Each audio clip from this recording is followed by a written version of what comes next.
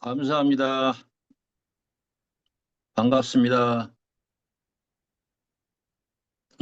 제가 그 설교 부탁을 받고 한 일주일이 지났는데 에, 이제 뭐 이런 일이 자주 있지는 않지만 전에 제가 그 덴마크에 있을 때 김영삼 대통령 네 분이 그 국제회의에 오셔서 주의를 코펜하겐에서 보낸 그 일정이 이제 겹쳐가지고 어, 대통령 네 분을 모시고 그날 조찬 기도회 예배를 이제 인도를 해달라 이런 부탁을 받았는데 그때 이제 그 마음의 부담이 상당히 컸어요. 근데 그 부담을 받고 그 부탁을 받고 그 이제 그 정작 조찬 기도회를 하기까지 기간이 한 3개월이 걸렸습니다. 이게 3개월 전에 이제 제가 연락을 받았었죠. 근데 그 덴마크에 간지 얼마 되지도 않았고 또 경험도 많지도 않은 그런 입장에서 이제 우리나라에서 제일 높은 양반을 두 분을 모셔놓고 설교를 한다고 생각하니까 우선 너무 큰 걱정이 되고 입이 바짝바짝 타고 밥이 넘어가질 않고 그래서 마음고생을 좀 했던 일이 있는데 나중에 제가 이제 좀 그 존경하는 그 목사님한테 전화를 해가지고 이만 이런 일이 있어서 이제 제가 이런 큰 짐을 맡았다고 이렇게 얘기를 했더니 이제 걱정된다 그렇게 얘기했더니 그 목사님 말씀이 한마디로 뭐라고 말씀하시냐면 성령으로 해. 그러더라고요. 성령으로 해. 그래서 그 말씀이 좀 뭐 거두절미된 말씀이긴 하지만 그 말씀이 큰 힘이 됐던 일이 있습니다. 근데 이번에 이제 제가 부탁을 받고 한 일주일을 보낸 동안에 이제 여러분도 다 아시다시피 우리나라에서 역사에서 또 한 페이지가 기록될 만한 그런 큰 일들이 이제 일어나고 뭐 어제 밤에도 초미의 관심사 때문에 잠을 못 자고 테레비 앞에서 결과를 지켜보고 이제 있었던 그 경험들이 다 계실 텐데 처음에는 가벼운 마음으로 이제 마음이 그 나눌 말씀을 준비하고 있었는데 자꾸 이 전국 상황이 이제 엄청난 상황으로 뒤죽박죽이 되니까 마음이 자꾸 이렇게 어느 한쪽으로 쏠리기도 하고 이쪽으로 갔다 저쪽으로 갔다가 그래서 설교를 준비하는데도 조금 그 여러 가지 이제 갈등이 생기더라고요. 그러나 이제 원래 처음에 부탁을 받고 그 본문하고 또 제목의 말씀을 미리 정해 놨기 때문에 이제 그 말씀을 이제 꺼내서 설교 준비를 하면서 이제 제 마음이 현재 정치적 상황과는 상관이 없는 전혀 상관이 없는 그런 마음으로 이렇게 모아져서 오늘 말씀을 전하는데 오히려 편한 마음으로 말씀을 전할 수 있게 됐다 그런 말씀을 드립니다. 오늘 이 말씀은 이제 그 시편 51편의 1절에서 19절에 있는 말씀 전체의 말씀 중에서 10절에 있는 그 말씀 한 구절을 이제 요절로 삼고 그 요절 가운데 한 구절 한 그 이제 구절 단위인 그 정직한 영이라고 하는 그런 제목으로 말씀을 드리게 되었습니다. 근데 이 말씀의 그 배경은 이제 잘 아시는 대로 다윗이 그 우리아의 아내 충성스러운 그 신하였던 우리아의 아내 바세바를 아주 그 나쁜 방법으로 전쟁터에 보내서 죽게 만들고 그의 아내를 이제 차지한 그 일로 말미암아서 그 선지자 나단이 이 다윗 앞에 가서 이제 꾸짖었을 때에 그 꾸짖었던 그 나단의 얘기를 듣고 다윗이 회개하고 하나님 앞에 이제 무릎을 꿇고 기도하는 그 내용이 바로 오늘 시편 51편입니다. 그래서 이 성경을 이렇게 주로 전체적으로 이렇게 살펴보니까 이 말씀이 우리에게 주는 교훈이 뭔가 이렇게 깊이 생각을 해 보았는데 이스라엘 백성들에게 있을 때에 들에게 이 다윗이라고 하는 그 인물이 주는 그 여러 가지 이미지 또 그 이스라엘 백성들에게서 그들의 가장 위대한 왕이며 또 장군이고 그리고 그들의 자존심의 근거였고 또 그들이 또 기다리고 기다리던 그 메시아의 하나의 그 대상으로서 다윗을 생각했던 유대인의 입장에서 보면 어쩌면 오늘 이 말씀은 그냥 안 보고 안 들은 것처럼 그냥 지나고 싶은 그런 말씀이 아닐까 이렇게 생각이 되기도 하고 그리고 우리가 이제 신앙적인 그 경험칙으로 볼때 다윗의 이야기는 그 밤을 새워서 얘기를 해도 모자랄 만큼 흥미진진하고 또 감동도 되고 정말 스펙타클한 그런 그 내용들로 가득 차 있는데 소년 다윗이 이 골리앗을 그 정말 신앙의 힘 하나로 무너뜨리는 넘어뜨리는 그 뭐 일이라 한다든지 그리고 또 사울 왕에게 자기를 죽이려고 하는 사울을 피해서 도망 다니다가 사울을 죽일 수 있는 그 절호의 기회가 왔음에도 불구하고 하나님의 기름 부은 종이라고 하는 그 이유 때문에 사울에게 이제 그렇게 악한 그런 모습으로 대하지 아니하고 또 사울과 그 아들 요나단이 함께 전쟁터에서 죽었을 때에 그를 대하는 그 다윗의 태도 그리고 한때 망명을 했을 때에 이제 블레셋이라고 하는 그 지역에 갔을 때 그 망명지에서 겪었던 그 어려움 중에서 담대하고 단호하게 이제 그 적군을 물리치고 자기를 따르는 백성들을 보호하면서 새 나라의 기틀을 그 만들어 가고 후에 또 이스라엘의 역사 가운데서 가장 큰 그 어떤 영역을 차지하고 자기 아들 이제 솔로몬에게 당대 세계에서 가장 막강한 그런 나라를 물려준 이스라엘 백성들의 정말 자랑거리인 그런 다윗이 다윗에게 있었을 때는 오늘 이 시편 51 편은 어떻게 보면 좀그 생략하고 지나갔으면 좋겠다고 하는 그런 생각이 들 정도의 그런 내용이 아닌가 이렇게 생각이 되는데 이제 오히려 오늘 이 말씀을 이렇게 주목해 보면 다윗이 외형적으로 우리에게 보여주는 그런 위대한 왕으로의 모습이나 장군이나 또 그런 뭐 혁혁한 그 전공이나 무용담 이와 같은 것들이 우리에게 교훈이 되는 것이 아니라 다윗이 고백했던 이 고백이야말로 우리에게 참된 신앙의 본질을 우리에게 알려주는 그런 내용이라고 하는 사실을 우리가 알 수가 있습니다. 이제 그 51편 5 절에 있는 말씀 중에서 다윗의 그 고백 가운데서 "내가 죄악 중에서 출생하였으며 어머니가 죄 중에서 나를 잉태하였나이다."라고 하는 그 구절이 있습니다. 이제 이 시편 51 절의 이게 말씀은 한마디로 우리의 인간은 출생 이전에 우리가 뭐 사실 어떤 직접적으로 지은 죄와 상관이 없이 모태에서부터 죄인이라고 하는 사실을 여기서 밝히고 있고 이와 같은 뜻은 이제 우리가 일반적으로 기독교 안에서 원죄라고 하는 이름으로 불리는데 그 각 종교의 성격에 따라서 또 혹은 그 성경을 경전으로 하는 그러한 여러 종파에서도 약간의 서로 다른 견해가 있기는 있지만 오늘날 그 웨스트민스터 이제 교리를 따르는 프로테스탄트 교회 안에서는 이 원죄의 교리를 우리가 따르고 있고 이 문제야말로 우리의 그 신앙인과 또 비신앙인을 나누는 하나의 그 리트머스 시험지와 같은 그런 역할을 하고 있다고 하는 것을 우리가 알고 있습니다.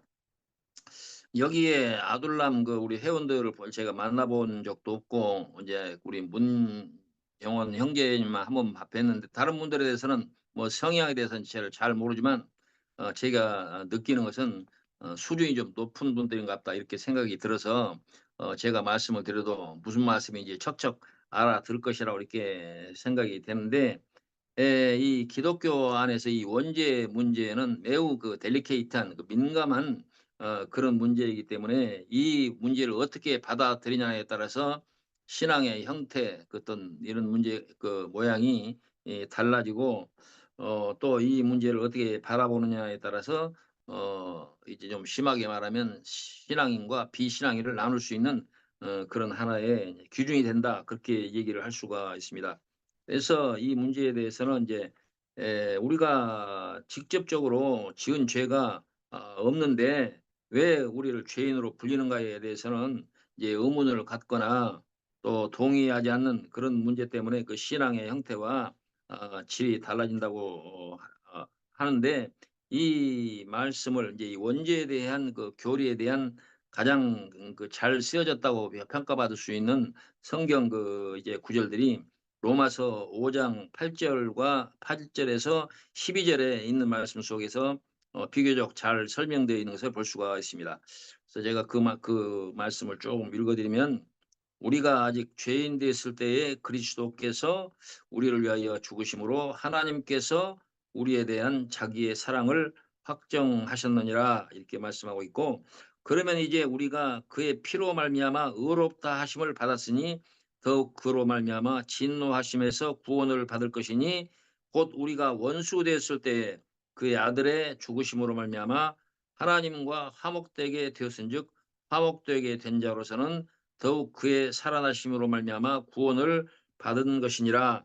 그뿐 아니라 이제 우리로 화목하게 하신 우리 주 예수 그리스도로 말미암아 하나님 안에서 또한 즐거워하느니라. 그러므로 한 사람으로 말미암아 죄가 세상에 들어오고 죄로 말미암아 사망이 들어왔나니, 이와 같이 모든 사람이 죄를 지었으므로 사망이 모든 사람에게 이르렀느니라. 이렇게 원죄에 대해서 설명을 하고 있습니다.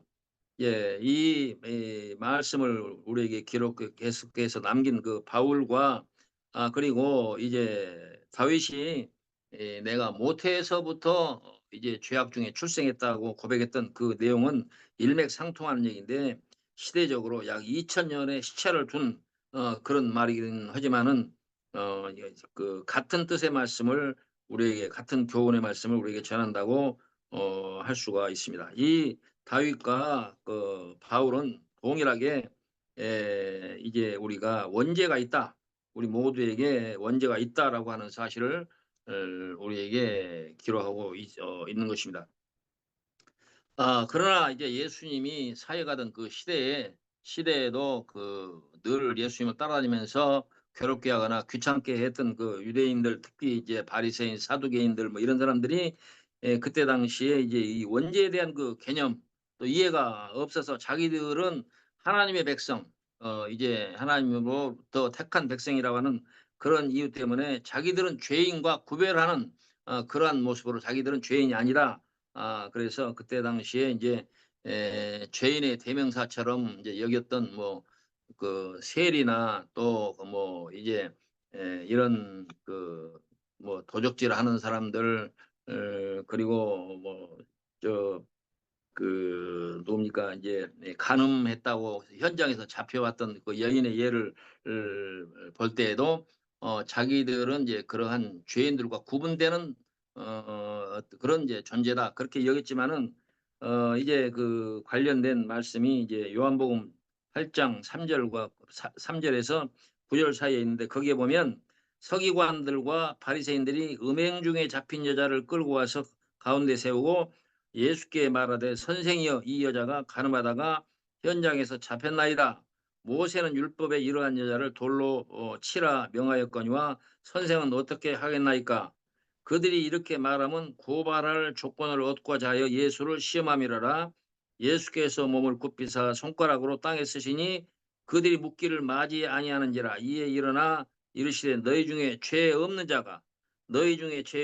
자가 먼저 돌로 치라 하시고, 다시 몸을 굽혀 손가락으로 땅에 쓰시니 그들이 이 말씀을 듣고 양심의 가책을 느껴 어른으로 시작하여 젊은이까지 하나씩 하나씩 나가고 오직 예수와 그 가운데 섰는 여자만 남았더라, 이렇게 기록되어 있습니다. 여기에서 이 가늠하는 여자는 그 유대인 사이에서는 하나의 그 죄인의 대명사로 여겼다라고 하는 것을 알 수가 있고, 예수님께서 그들을 향해서 너희들 중에서 가늠하지 않는 사람이 있느냐 이렇게 말하지 않고 너희들 중에 죄 없는 자가 먼저 돌을 치라. 그래서 죄와 이 간음을 동일시하는 그런 말씀을 우리가 볼 수가 있습니다.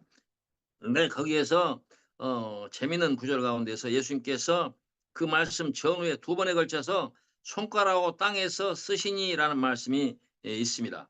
근데 거기에 보면 두 번씩이나 거쳐서 땅에서 무언가를 썼다고 했는데 무엇을 썼다 그런 얘기는 그 성경에 없고 또 성경을 연구하는 많은 사람들의 여러 의견들이 많이 있지만은 정답은 모른다. 이게 모른다가 정답이다. 그렇게 인제 여러 주석에 기록되어 있는 것을 우리가 볼 수가 있는데 이제 어찌 됐든 이 유대인들이 이 가늠하다가 잡혀온 그 여자를 죄인으로 잡아왔다라고 하는 것을 알 수가 있는데 예수님께서 땅에 쓴 글이 무엇일까 우리가 인제 궁금해서 생각해 본다고 하면 아마도 그 이제 이 여인이 간음과 관련된 그런 일로 잡혀왔다라고 하는 그 이유 때문에 틀림없이 그 그에 관련된 글을 쓰지 않으셨을까 이렇게 생각이 되는데 인제 그건 뭐 순전히 저의 개인적인 의견이기는 합니다마는 아마도 그 오늘 성경 본문의 배경이 되었던 다윗의 그 간음의 대상자였던 밧세바의 이름이나 그 결국 밧세바도 예수님의 족보의 이름에 올라왔고 그리고 그 이제 시대를 거슬러 올라가서 야곱의 아들 가운데서 유다가 있었지 않습니까? 유다는 자기의 그 며느리를 길거리에 창녀로 알고 범한 그런 일이 있었는데 그 여인도 이제 예수님의 족보 가운데 들어 있고 그 외에도 이스라엘 백성들이 자기들을 하나님의 백성, 선민이라고 생각하면서 금과 옥조처럼 여겼던 그들의 족보 가운데서도 부끄러운 그런 이야기가 역사 가운데 있는데 아마도 예수님께서 그들 중 한 사람이거나 아니면 여러 사람의 얘기를 땅에 쓰지 않으셨을까 이런 생각이 듭니다. 또 이제 저의 그 어떤 개인적인 의견이 아니라고 하더라도 이제 그 예수님께서 가늠한 여자를 잡아온 그 현장의 여러 분위기를 볼 때 가늠과 관련된 어떤 이스라엘 백성들로 하여금 얼굴을 들 수 없는 그런 어떤 사실을 땅에 기록하지 않았을까 이렇게 생각이 됩니다. 중요한 것은 이제 유대인들이 생각했던 것처럼 자기들은 죄인이 아니라고 하는 점에 대해서 예수님께서 "너희들 중에 죄 없는 자"라고 했던 것을 볼 때에 여기에서도 이 세상에 누구든지 이 태어나 있는 그 이 세상에서 자연법으로 태어난 모든 사람들은 죄 가운데 태어났다고 하는 것을 예수님께서도 이제 지적하고 있다고 그렇게 이해를 할 수가 있습니다. 그러므로 우리가 이제 웨스트민스터 신조에서 이제 밝히고 있는 그 원죄에 대해서는 우리가 기독교에서는 부인할 수 없는 그런 문제이고 그러한 주제가 되고 그 문제를 우리가 어떻게 접근하느냐에 따라서 우리 신앙의 형태가 결정이 되고 또 본질이 결정이 된다. 그렇게 얘기를 할 수가 있습니다. 이제 어떤 그 글을 보니까 성경학자 중에서 에덴 동산에서 아담과 하와가 지은 죄의 본질이 무엇일까?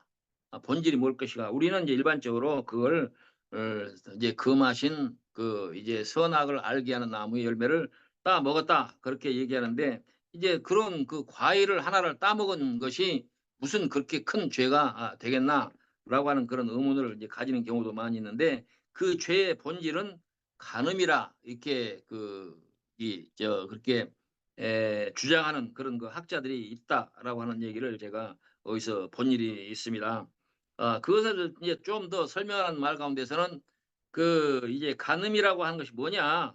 하나님의 은혜에 대한 결핍이다. 뭐 또 그렇게 좀 약간 어렵기도 좀 이해하기도 어려운 그런 말을 쓰기도 하는데 어찌 됐든 그 이제 하나님 앞에서 우리가 지었던 그 죄의 본질이라고 하는 것이 원죄의 본질이라고 하는 것이 간음과 밀접한 관계가 있고 하나님에 대해 하나님의 그 은혜에 대한 결핍이라고 말할 수도 있고 그것이 또 다른 성경에서는 그것을 우상을 섬기는 것으로 그렇게 설명한 것을 볼 수가 있습니다.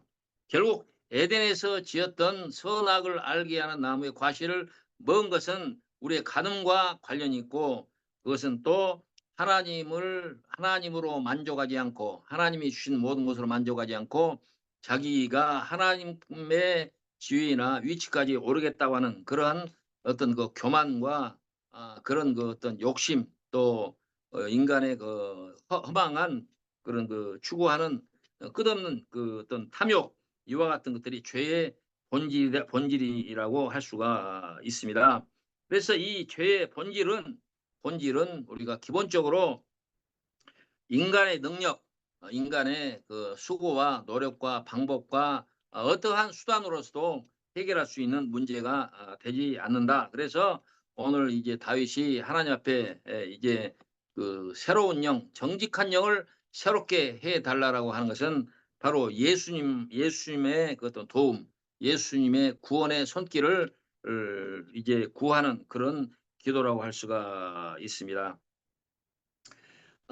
이제 그 마태복음 5장 27 절에 보면 이 간음에 관련된 그런 그 구절 가운데서 "간음하지 말라 하였다는 것을 너희가 들었으나 나는 너희에게 이르노니 음욕을 품고 여자를 보는 자마다 마음에 이미 간음하였느니라." 이렇게 말씀을 하고 있습니다.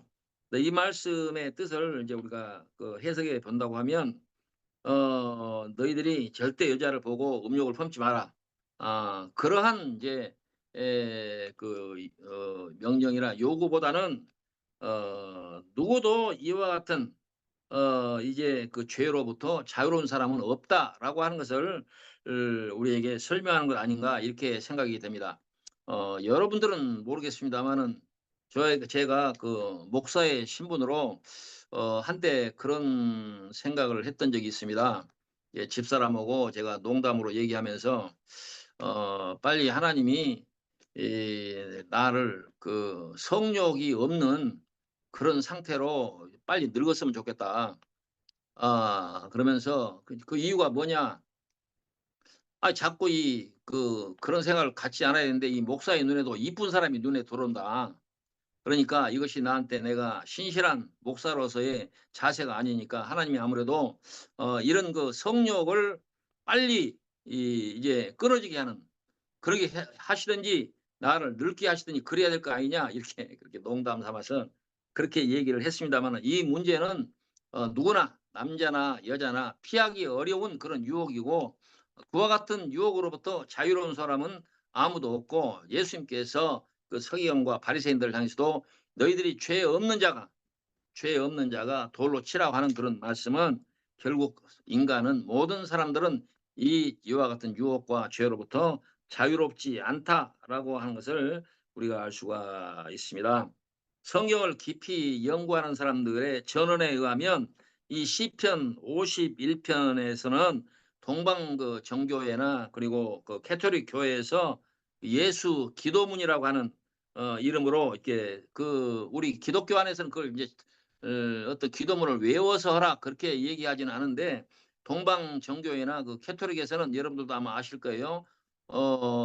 캐토릭 특히 캐토릭 같은 경우는 마리아 기도문이라고 하는 것이 인제 있는데 여러분들도 한번 재미 삼아서 인터넷에서 마리아 기도문을 한번 검색을 한번 해 보기를 바랍니다. 그러면 수만 가지의 마리아 기도문이 나오는데 이제 동방 정교에 대해서 제가 검색을 해 보거나 그러지 않았지만 최근에 말씀을 준비하면서 동방 정교에도 그런 기도문이 있다. 그래서 동방 정교회나 서방 이제 로만 캐토릭이 이 기도문이 있는데 그 기도문의 상당수가 이 시편 51 편의 내용들을 이게 따와서 그런 기도문으로 만들었다. 그런 얘기가 있는 것을 보았습니다. 우리가 이제 이와 같은 그 기도문의 이제 근거라고 하는 것은 결국 우리 신앙에서 가장 중요한 내용을 담고 있다라고 하는 것을 우리에게 얘기하는 것이 아니겠습니까? 이제 오늘 이 말씀에서 이제 저는 그 덴마크에서 인제 우리 교회 주일학교 교사들한테 종종 필요 이상으로 주의를 많이 주는데 성경에 이제 등장하는 그 위대한 인물들 뭐 다윗을 비롯해서 뭐 아브라함이나 뭐 모세나 이렇게 정말 흥미진진한 이런 인물들이 많이 나오는데 주일학교에서 이제 교사들이 그게 가장 손쉽고 또 얘기하기가 쉬워서 그런지 몰라도 그런 이 위인들의 얘기를 너무 많이 하면서 위인들의 위대성, 얼마나 그들이 훌륭했는가 그런 얘기를 많이 한 걸 내가 보았는데, 그렇게 하지 말고 하나님이 이제 문제투성이 있는 사람을 어떻게 붙들어서 그들을 하나님의 사람으로 만들었는가, 이런 쪽에 주목을 하라, 그런 이제 교훈을 종종 할 때가 있는데, 오늘 이 다윗의 경우에도 이스라엘 백성들의 자랑이고 역사 속에서 그들의 로망이었던 이 다윗이 이제 그러한 외형적으로 보여주는 그런 모습에서 교훈을 얻는 것은 우리의 구원과는 아무런 상관이 없고, 감동이나 흥미는 있을지 모르지만은 그러한 우리 구원과는 상관이 없다라고 하는 교훈을 우리에게 주고 있고, 오히려 다윗이 그 정말 진지한 마음으로 자기 자신의 죄를 고백하고 이제 자기에게 원죄가 있고 그 원죄를 해결하기 위해서는 이제 그 정직한 영 예수님께서 도와주시지 아니하시면 방법이 없다라고 하는 그러한 그런 자세에서 우리가 신앙의 참 본질을 찾아 나가야 한다, 그런 얘기입니다.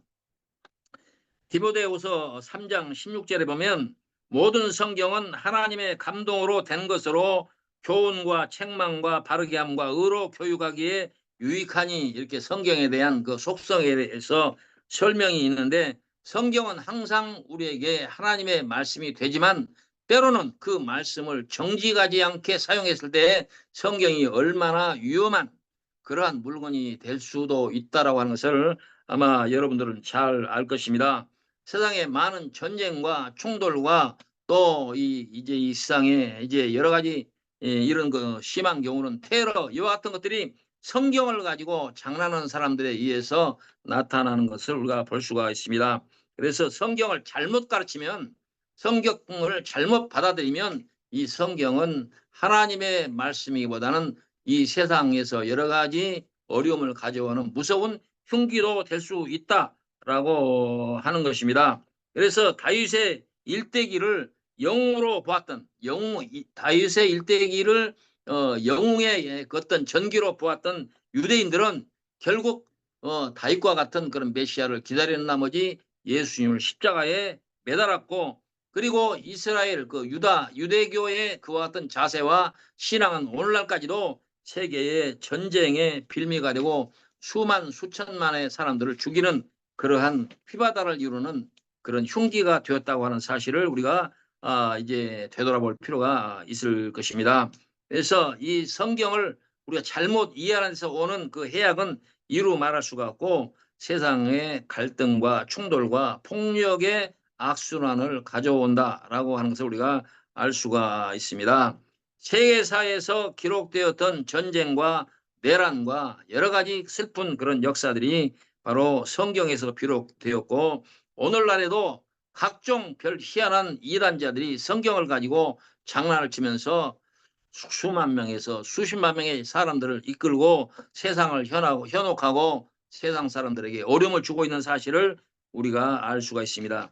이와 같은 현상에서 우리가 이제 성경을 볼 때 성경을 정직한 영으로, 정직한 마음으로 보아야 할 필요성에 대한 이제 우리가 아무리 강조해도 부족함이 없는 그런 교훈을 우리가 얻을 수 있다, 그런 얘기입니다. 다윗도 무소불위의 그런 권한을 가졌지만은 자기 자신이 수시로 여러 가지 죄악을 많이 저지르고, 특히 여자에 관한 다윗은 매우 약한 그런 모습을 보였는데, 성경에 이렇게 저렇게 좀 찾아봤더니 다윗이 아내가 7명인가 8명인가 그래요. 성경에 기록된 여자만. 물론 성경에서는 그 문제에 대해서 이제 많은 그 부인을 거느린 것에 대해서 크게 시비하거나 그런 것이 없지만은, 오늘날 우리의 잣대로 본다고 하면 도덕적으로 문제가 되는 그런 인물이 아닌가 이렇게 생각이 돼서, 다윗에게서 우리가 교훈을 받아야 할 점은 이제 그러한 외형적으로 드러난 그런 문제보다도 내면적인 문제, 정말 하나님 앞에서 이제 무릎을 꿇고 고민하는 그의 문제, 그 문제로부터 우리가 교훈을 얻어야 된다라고 하는 것입니다.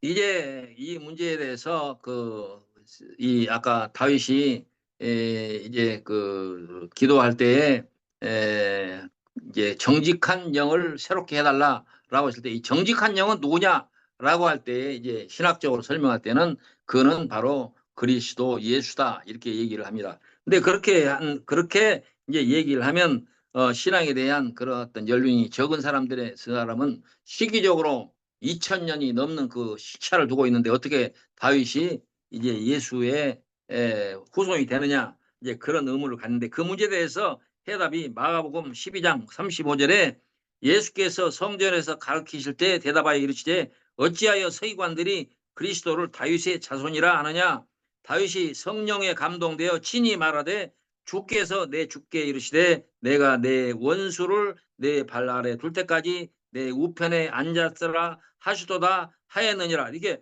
다윗이 200년 전에 바로 200년 후에 오실 예수를 내 주라고 얘기했다라고 예수님이 육성으로 얘기한 그 기록이 바로 마가복음 12장 35절 이하에 있는 말씀인데 37절 이하에도 보면 다윗이 그리스도를 주라 했은즉 어찌 그의 자손이 되겠느냐 하시니 많은 사람들이 즐겁게 듣더라 이렇게 얘기를 하고 있습니다. 여기서 즐겁다고 하는 말은 우리가 흔히 말하는 재밌더라 그런 얘기보다는 그 얘기에 대해서 매우 주목을 했다 그런 얘기입니다. 고린도후서 5장 17절에 보면 결론에 이런 말씀이라고 할 수가 있는데 그런즉 누구든지 그리스도 안에 있으면 새로운 피조물이라 이전 것은 지나갔으니 보라 새 것이 되었도다라고 하고 있습니다. 우리의 이제 그 피할 수 없는 문제, 해결할 수 없는 그 원죄의 문제는 그리스도만이 해결할 수 있다라고 하는 그런 구절이고 또 21절에 고린도후서 5장 21절에는 하나님이 죄를 알지도 못하신 이를 우리를 대신하여 죄로 삼으신 것은 우리로 하여금 그 안에서 하나님의 의가 되게 하려 하심이라 이렇게 기록되어 있습니다. 바로 이 정직한 영, 우리 죄를 사해 주시는 영, 우리를 새롭게 하는 영, 우리를 하나님의 자녀가 되게 하는 영이 그리스도 예수다라고 하는 사실입니다. 요한복음 3장 16절에 잘 아는 성경 하나님이 세상을 이처럼 사랑하사 독생자를 주셨으니 이는 저를 믿는 자마다 멸망치 않고 영생을 얻게 하려 하시니라 라고 말씀하고 있습니다. 우리의 구주는 바로 예수 그리스도, 우리의 길은 오직 예수 그 이름 한 분뿐이라고 하는 사실을 우리에게 알려주고 있는 것입니다. 예수님은 오고 가는 모든 세대에게 생명을 주고 영원한 구원의 길로 안내하는 메시아 바로 그리스도 예수라고 하는 사실을 우리의 마음으로부터 아멘 할 수 있기를 바랍니다. 감사합니다. 예, 오늘 정직한 영 주제로 좀 약간 좀 길게 해주셨는데 그래도 우리가 과감 없이 말할 수 있는 기회를 드리고 또한 이거에 대해서 질문할 수 있는 것은 아둘람밖에 없지 않나 이런 생각이 듭니다. 그 조지 오웰의 소설에서 1984라는 소설에서 보면 그 안에서는 질문해서도 안 되고 생각해서도 안 되고 일기를 써서도 안 되고 어떤 표현을 해서도 안 된다. 그런 글귀가 있어요. 그것은 뭐냐면 어떤 사람들을 어떤 면에서 바보로 만들려고 하는 그런 굴레에 있지 않나. 그런데 아둘람은 그렇지 않습니다. 지금 오늘 한 이야기에 대해서 설교에 대해서 내 생각은 이렇다. 지금 현재 형제님께서 얘기해 주신 것이 정결은 예수 그리스도라라고 얘기하셨고 이거에 대해서 교훈을 받을 수 있는 부분들은 여러 가지 부분이 있다고 합니다. 제가 시편 51편을 읽어보면서 1절을 한번 읽었거든요. 그러면서 하나님의 한결같은 사랑으로 내게 자비를 베풀어 주십시오. 주님이 크신 긍휼을 베풀어 내 반역죄를 없애 주십시오. 이렇게 얘기를 했어요. 그래서 이거 반역죄 하니까 갑자기 뭐 현실적인 상황이 생각도 나고 그런 생각이 났었는데 마이크를 켜주시면 같이 이야기할 수 있도록 하겠습니다. 마이크를 켜주시는 분에 한해서 문영훈 형제님께서 먼저 켜주셨습니다. 저는 그 정직한 영을 지금 어떻게 해석을 하냐면 과학자의 마음 이렇게 정의를 좀 내리거든요. 이 과학자들은 자기가 지금 어떤 이론을 발표를 했을 때 그것이 틀릴 수도 있다. 앞으로. 이런 마음으로 합니다. 그래서 다음에 그러한 것을 반박하면서 새로운 이론이 나왔을 때 그게 여러 가지 이론적으로 맞다면 바로 자기가 잘못했다고 일단 수긍을 합니다. 그래서 지금 저는 이제 앞으로 뭐 얼마나 할지는 모르겠지만 그런 생각을 가지고 있는데 이 정직한 영, 뭐 구원, 죄, 원죄 이런 것들이 아마 그 신앙생활을 오래 하면서 이게 전에는 이제 아주 좁은 의미에서 생각을 했다가 지금은 가만 갈수록 그게 넓은 의미로서 이렇게 해석이 돼요. 다른 분들은 모르겠는데 저는 그렇게 해서 요즘 뭐 이러한 지금 오대한 그 목사님 신분으로서 형제님께서 그 원론적으로 이렇게 전통적인 그 복음을 말씀을 하셨는데 거기에 대해서는 좀 폭넓게 해석할 필요가 있다 이런 생각을 하고 과거의 이러한 시스템에서 정치적인 모든 이 문화적 이런 발전되기 이전과 그 후하고 달라지는 면이 너무나 많다는 거죠. 예를 들어서 아까 결혼 문제도 그래요. 그 우리나라 신라 시대에는 그냥 가족끼리 결혼해버렸어요. 그러니까 고모, 조카 뭐 이래 할 것 없이 그냥 그 자기 그 혈통에서만 결혼을 했고 우리나라뿐만 그런 게 아니라 유럽도 그렇게 해가지고 그 뭐 옛날 합스부르크가 뭐 그 신성 로마 제국 그때만 해도 그 이상한 자녀들이 나온 것은 전부 다 그 자기 그 가족 안에서만 결혼했기 때문에 나오지 않았나. 그러니까 이런 것만 가지고도 우리가 얼마든지 해석이 가능하지 않나 이런 생각을 하면서 좀 오늘 말씀 들었거든요. 좀 넓게 해석하면 어떨까 이런 생각입니다. 예, 이상입니다. 예, 오늘 좋은 말씀 잘 들었습니다. 특히 그 말씀 중간에 성경의 인물들을 우리가 지나치게 위대하게 볼 필요가 없다. 이 말씀 참 좋은 지적을 해주신 것 같아요. 사실 뭐 아브라함이나 다윗이나 뭐 위대한 면이 있죠. 그러나 그들도 죄를 저지르고 잘못을 저지를 때는 우리보다 뭐 별로 나을 것이 없었습니다. 그래서 그런 면에서 아주 공감을 주시는 말씀이고 매우 유익했다고 생각을 합니다. 그리고 오늘 그 원죄 교리를 이제 언급해 주셨는데요. 네, 물론 말씀해 주신 대로 거기에 대해서 다양한 교리들이 있고 주장들이 있습니다. 근데 이제 특이한 거는 원래 구약 히브리 성경만 믿고 있는 유대교에는 원죄 개념이 없다고 들었습니다. 그리고 또 우리 초기 교회도 초기 한 200년 동안은 이 원죄에 대한 언급이나 기록이 별로 없는 걸로 알고 있어요, 제가. 그래서 실제 이 원죄 교리가 체계적으로 이렇게 이야기된 것은 그 교부 어거스틴 4세기에 와서 어거스틴 때부터 이렇게 체계화됐다고 하는데 저는 이제 개인적으로 물론 원죄 교리를 주장하는 분들도 나름 일리가 있고 또 이에 대해서 이의를 제기하는 분들도 있는데 저는 이 부분에 대해서 뭐 딱딱하고 재미없을 수도 있지만 2부 시간에 좀 더 구체적으로 나눴으면 합니다. 신명기에 보면은 왜 그러냐면 신명기 보면은 어, 아버지는 자식의 죄로 인해서 죽지 않고 또 자식은 아버지 죄로 인해서 죽지 않는다. 이렇게 분명히 구약 성경에 명시가 돼 있거든요. 그런데 신약에 와서 갑자기 너희들 다 아담의 죄로 태어났으니까 너희는 태어나자마자 다 죄인이다. 이런 논리가 이제 좀 설득력이 없는 거죠. 뭐 성경에 로마서에 열심히 써 있으니까 저도 먼저 그 동교단에서 살아서 웨스터민스터를 배우고 그렇게 이해하고 자랐는데 그때는 이상하지 않았어요. 로마서에 그렇게 돼 있으니까. 그런데 좀 지나서 보니까 좀 그래요. 내가 저지르지 않은 죄에 대해서 내가 태어나자마자 뭔 그런 잘못을 해서 그것도 뭐 죽음에 이르는 죄 원죄를 가지고 태어나야 되나?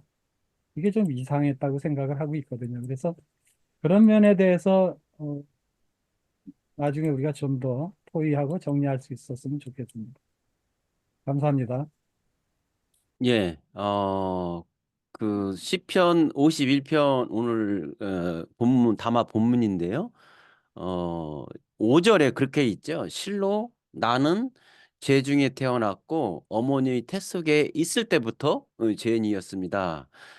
이게 이제 뭐 원죄의 교리 이렇게 얘기를 하는 건데 신상한 행장님께서는 이 부분에 대해서 과연 그 구약에서도 그렇게 얘기하고 있는 것 같지는 않다.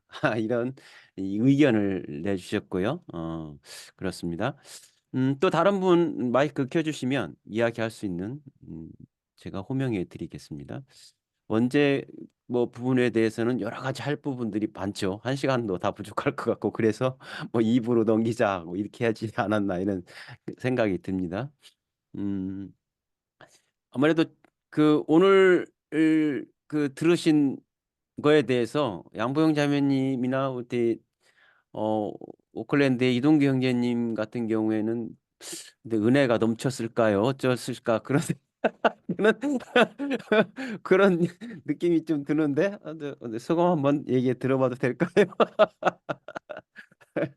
은혜가 굉장히 많이 넘쳤어요. 왜냐하면 목사님께서 솔직하게 또 말씀하셨잖아요. 성욕이 다 있다고. 그런 여자를 보면은 좀 저기 갖고 싶은 마음이 다윗같이 조금 생기시겠지. 근데 다윗은 사실은 그렇게 저기 뭐야 다윗은 그래도 굉장히 괜찮은 남자로 여기잖아요. 성경에 나온 인물 중에서 굉장히 그 착한 인물로 그렇게 많은 여자를 가졌지만 근데 여자들이 그렇게 젤러시가 없었나 봐요. 그 당시에는 뭐 젤러시가 없으니까 다 저기 했지만은 근데 이제 하나 우리아 같은 자 그러니까 그 나단이 그러잖아요. 너는 여러 명을 가졌고 우리아는 단 하나 가졌는데 그 단 하나 가진 걸 빼앗느냐? 그 단 하나 가진 걸 갖다가 빼앗는 그렇게 다윗의 그 사람이 있는데 하여튼 간에 그 목사님도 그렇고 모든 사람이 다 똑같다. 요는 누구든지 죄를 질 수 있다. 누구든지 그리고 아닌 척하는 거죠. 그렇지만 내가 하나님이 정말 우리 모두를 갖다 용서하는 건 다 똑같이 죄를 질 수 있지만 그래도 뉘우치고 정직한 영을 가지면은 내가 너를 갖다가 선택하겠다. 내가 너한테 은혜를 주겠다. 그러니까 우리가 회개가 제일 중요해요. 내가 나 자신을 알아야 돼. 내가 어떤 인간인지 알을 때 하나님이 제일 사랑하시는 것 같아요. 지가 윤석열이 같이 죄를 갖다 지고도 죄를 모르고 막 나 죄 안 졌다고 그러는데 그런 사람은 하나님이 너무너무 싫어하니까 막 마귀한테 홀리잖아요. 그러니까 우리는 나 자신을 알면 하나님이 너무 사랑하는 거예요. 저 죄를 져도. 이게 원래는 하나님의 속성, 인간의 속성은 어떻게 물욕, 탐욕 있어요. 탐욕 없는 사람 없잖아요. 다 누구든지 탐욕 있지, 성욕 있지, 다 있어. 여자라고 없는 거 아니에요. 여자도 잘생긴 남자 보면 다 있어요. 그런데 그 저기 그런 걸 갖다가 우리가 저기 다 알고 회개해야지. 그리고 우리가 정말 안 하도록 노력하고 남한테 피해 안 끼치게 해야지. 남의 남자 건드리지 말고 남의 여자 건드리지 말고 이걸 갖다 피해를 입지 않게 잘 해야지. 이걸 갖다 해갖고서는 그러니까 하나님 고를 때 은혜를 주시니까 하여튼간에 오늘 저기 목사님 이렇게 좀 시원하게 얘기하시는 게 어떤 큰 교회 목사님 가지부름으로 다 얘기하시잖아요. 자기는 굉장히 노블한 것처럼 얘기하고 다른 사람만 죄인이야. 저는 죄인이 아니야. 그러면서 뒤로 다 죄를 어마어마하게 졌잖아요. 조용기 목사님도 죄를 어마어마하게 지었잖아요. 회개를 갖다가 하셔야지 회개. 그래서 저는 정말 오늘 목사님 설교 좋았습니다. 그러니까 회개하는 사람이 됩시다. 모든 사람이 다 똑같이 죄를 짓지만 회개합시다. 예. 이동 경제님. 예, 박순가 형님이 얘기하니까 짧게 느낌을 얘기할게요. 저는 삐뚤게 생각했어요. 오대양 목사님 설교를 열심히 들으면서 역시 목사님이니까 담화가 길구나. 역시 어김없이 딴 사람들 하면 15분, 20분에 끝나는데 이게 40분에 넘어가는구나. 그런 생각했고요. 그 다음에 정직한 영의 영, 스프릿, 홀리 스프릿, 성령 뭐 이런 거에 대한 말씀인가? 이렇게 생각했는데 죄 얘기를, 원죄, 또 그런 얘기를 많이 중반부에 끌고 가셔서 목사님이 또 우리 여기 아둘람에 오셔서 우리 보고 죄 많다고 가스라이팅 하시는 건가? 왜 죄가 많으니 회개해야 되고 열심히 주일마다 나와야 되고 예? 옛날에 좀 그런 게 있어서 그런 식으로 생각을 했는데 마무리를 인간이 역시 죄를 이길 수는 없고 예수 그리스도가 정직한 영이다. 예수 그리스도의 보혈로 우리가 죄에서 구원받을 수 있다라는 결론을 내주셔서 그렇게 그 결론을 내주기 위해서 그렇게 길게 얘기를 하셨구나 이렇게 느꼈습니다. 예, 이상입니다. 담화 이렇게 하시는 중에 마리아 기도 이렇게 얘기를 했어요. 근데 저 궁금한데 이건 이제 김웅재 사장님께서 지금 현재 그쪽 계시니까 그 부분에 대해서 좀 마리아의 기도문 이것이 과연 성경 시편 51편으로 빗대어서 한 건지 아니면 뭐 다른 어떤 그거에 대해서 코멘트 해줄 수 있는 부분이 있으실까 해서 제가 질문 한번 드리겠습니다. 예, 저는 참고로 가톨릭은 아니고요. 성공회입니다. 근데 아, 저희 성공회에서도 그 기도문을 사용합니다. 기도문을 사용하고 특히 저녁 기도 이제 맨 마지막 잠들기 전에 하는 마지막 종과 기도는 주로 이제 그 옛날식 찬트 그러니까 노래 형식으로 이렇게 시편 기도를 이렇게 합니다. 거기에 이제 그 미제레레 메이 데우스 이런 노래가 이런 이제 그 선율이 있거든요. 근데 그게 바로 이 시편 51편 그 다윗의 주여 나를 불쌍히 뭐 여기소서 하는 3절의 구절부터 라틴어로 이렇게 그 라틴어로 튠을 맞춰 가지고 하는 기도를 사용합니다.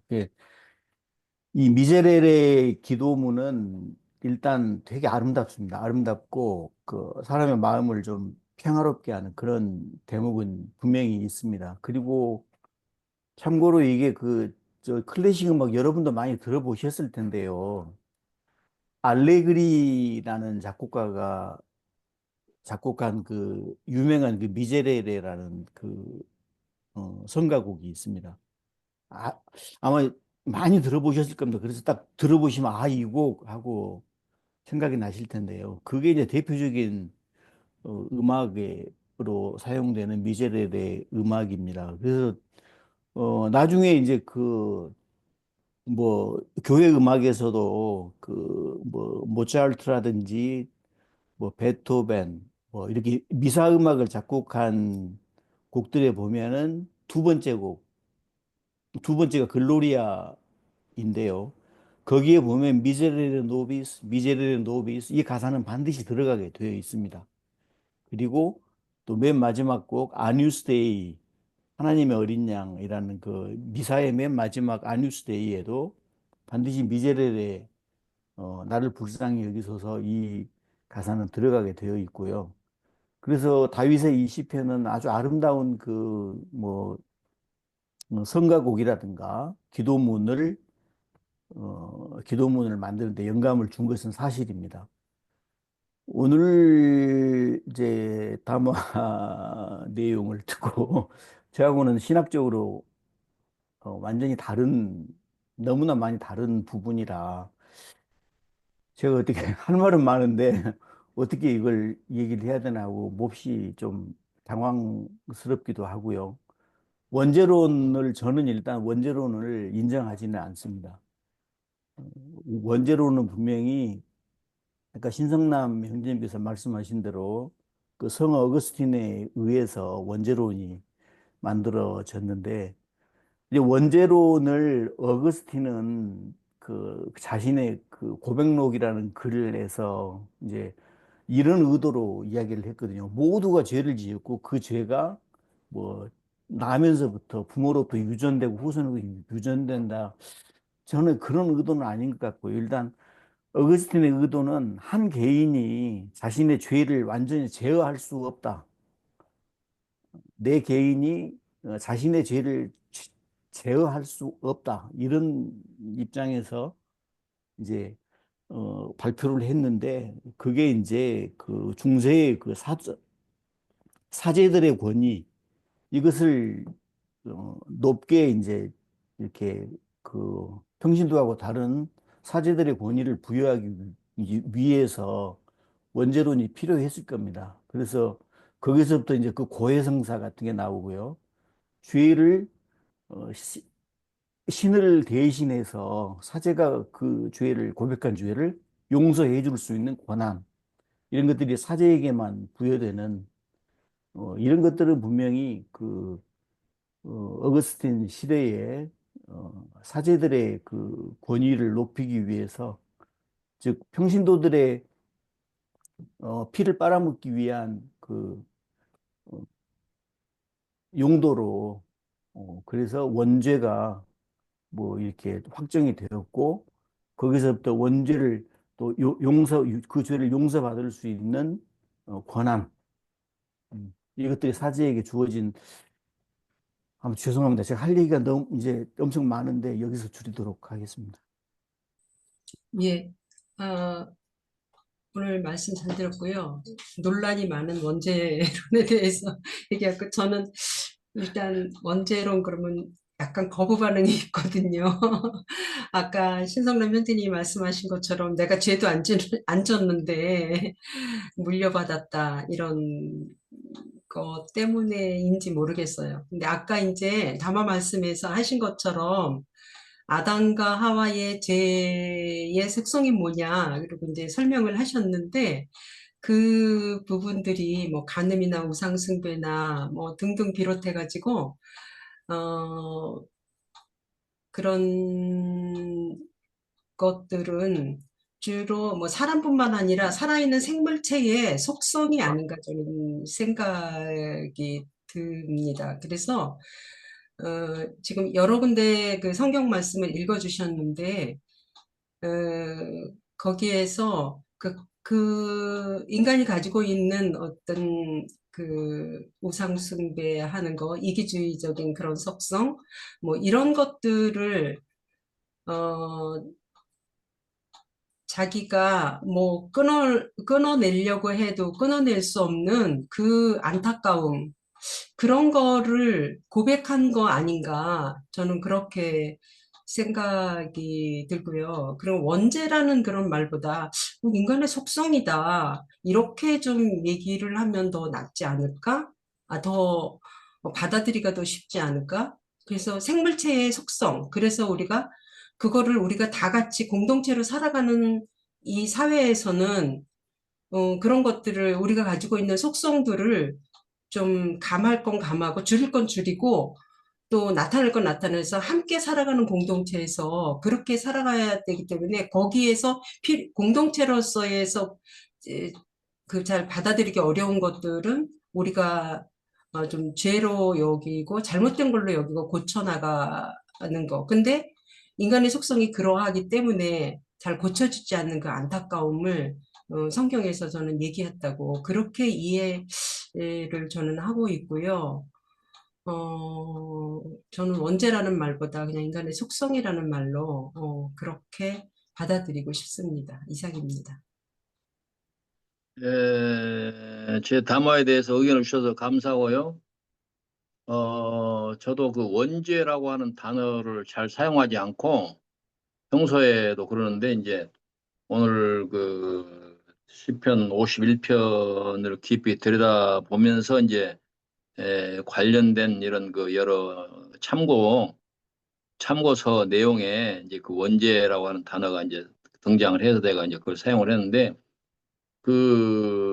이 원죄로는 이제 그 여러분 아시겠지만 이제 아까 그 웨스트민스터 신조에 나오는 얘기입니다.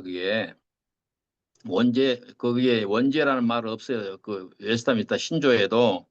근데 그 부분에 대해서 이제 관련된 것을 좀 소개하면, 웨스트민스터 신조 그 소요리 문답이라고 이제 세례받고 학습받을 때 이제 이렇게 질문하고 답하는 내용이거든요. 근데 거기에 16번에 이렇게 되어 있는데, 모든 인종은 아담의 첫 범죄 중에 타락하였는가, 이런 질문에 대해서 아담으로 더불어 언약을 세운 것은 저만 위한 것이 아니요 그 후 자손까지 위하여 하신 것이므로, 그로부터 모든 생육법으로 출생하는 인종은 모두 그의 안에 있어서 그의 첫 범죄에 참여하여 그와 함께 타락하였다. 이렇게 기록되어 있습니다. 그리고 여기 웨스트민스터 신조는 성공회와 기독교가 공동으로 작성한 겁니다.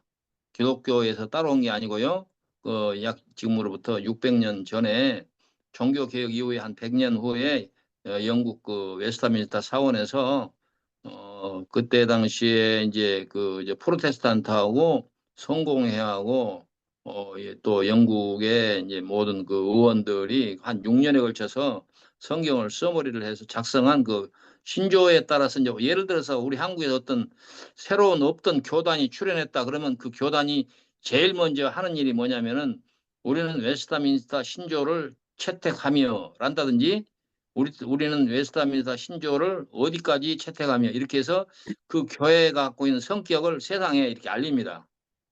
이제 그것에 근거를 두고 이제 강단의 교류가 이루어지고 저 교단과는 우리가 서로 목사들이 왔다 갔다 하면서 설교를 해도 되는구나 이렇게 이제 판단하는 근거가 웨스트민스터 신조거든요. 현재 우리 한국 교회 그 교회 형편에서 그래서 그걸 이제 얘기하는 것이니까 이제 뭐 그것은 여러분들이 지혜 있고 또 수준이 있는 분들이기 때문에 각각 잘 받아들이면 될 것이라고 이렇게 생각이 되고 우리 이제 역사적으로 이런 그 신조 작성은 한 번만 있었던 게 아니고 크게 한 20여 차례 있어 왔어요. 근데 그때마다 이제 여러 이론이 나올 때 이런 그 종교 회의를 통해서 신조 작성이 있어 왔거든요. 그래서 이제 그 2000여 년 동안 20여 차례 가서 큰 종교 회의를 통해서 가다듬고 나오다가 마지막 단계에서 지금 현재 작성되어 있는 이 신조 이걸 갖다 컨페션이라고 하는데 이것이 바로 웨스트민스터 신조고 그 웨스트민스터 신조에 의해서